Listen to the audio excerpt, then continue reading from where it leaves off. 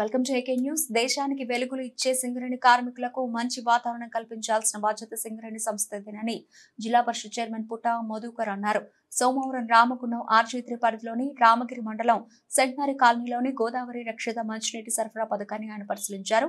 ఈ సందర్భంగా ఆయన మాట్లాడుతూ దేశంలో ప్రతి మనిషి మంచిగా జీవించే హక్కును రాజ్యాంగం కల్పించిందని, అందులో నీళ్లు, గాలి, మంచి వాతావరణం కల్పించే బాధ్యతను కూడా పొందుపరుచుకుంటున్నట్లు ఆయన తెలిపారు.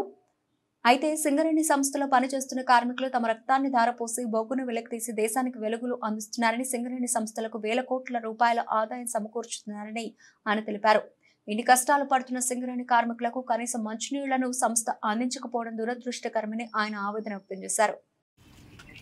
ఆర్జీ3 ఏరియా రామగిరి మండలం సెంటనరీ కాలనీ చాలా పెద్ద ఎత్తున కార్మిక క్షేత్రము.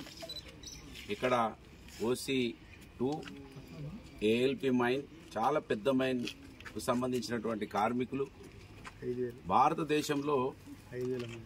భారతదేశంలో మనిషి మంచిగా జీవించే హక్కును కల్పించింది రాజ్యాంగం.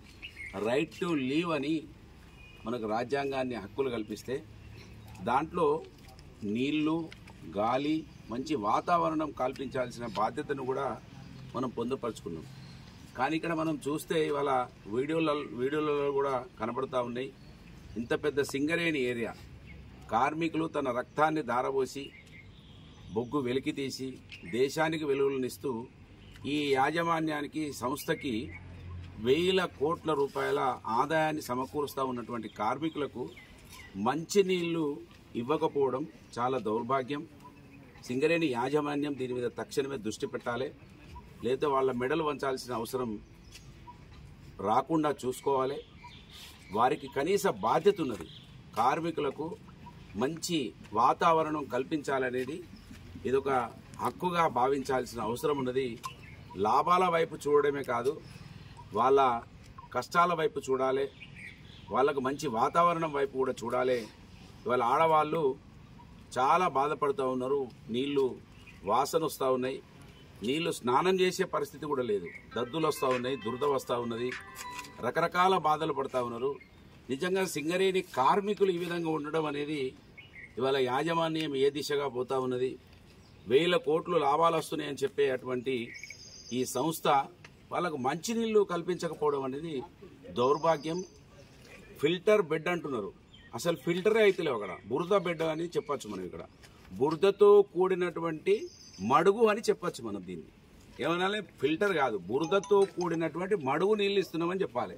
బురద మడుగు నీళ్లు ఇస్తున్నామని చెప్తే బాగుంటుందని నేను భావిస్తున్నా. స్పష్టంగా కనబడతా ఉన్నది.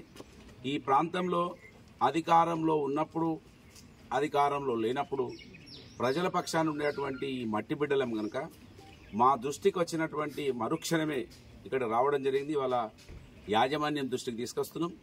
పెద్ద ఎత్తున కార్మికుల యొక్క కుటుంబాలు రోడ్డు మీదకి రాకముందే ఇది తొందరనే ఈ ఫిల్టర్స్ అన్నీ కూడా చేంజ్ చేసి దాదాపు సంవత్సరాలు పైబడి ఈ ఇసుకను కూడా చేంజ్ చేయలేదని కనబడతా ఉన్నది.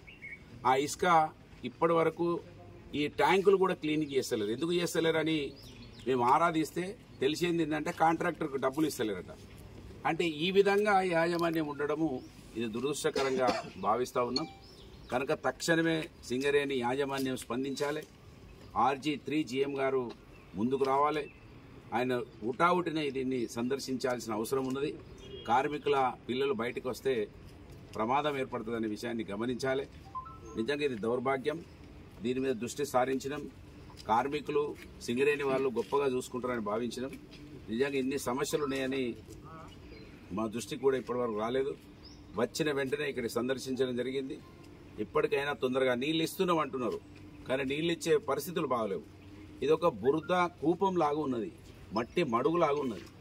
నిజంగా గోదావరిలో లైవ్ నీళ్ళు తీసుకొని ఇక్కడికి వచ్చి వీటిని అవి ఇవ్వడం అనేది దౌర్భాగ్యం. డిమాండ్ చేస్తున్నా తక్షణమే ఇది రిస్టోర్ చేస్తారా, మిషన్ భగీరథ కనెక్షన్ పెట్టించుకుంటారా. మిషన్ భగీరథ కనెక్షన్ పెట్టించుకుని అయినా కూడా ఆ నీళ్ళు ఇవ్వాలని డిమాండ్ చేస్తున్నా. యాజమాన్యం డైరెక్టర్ గారు, MD గారు స్పందించాల్సిన అవసరం ఉన్నదని ఈ నియోజకవర్గ, ఈ ప్రాంత ప్రజల ఒక ప్రతిపక్ష నాయకుడిగా నేను డిమాండ్ చేస్తా ఉన్నాను. జై తెలంగాణ.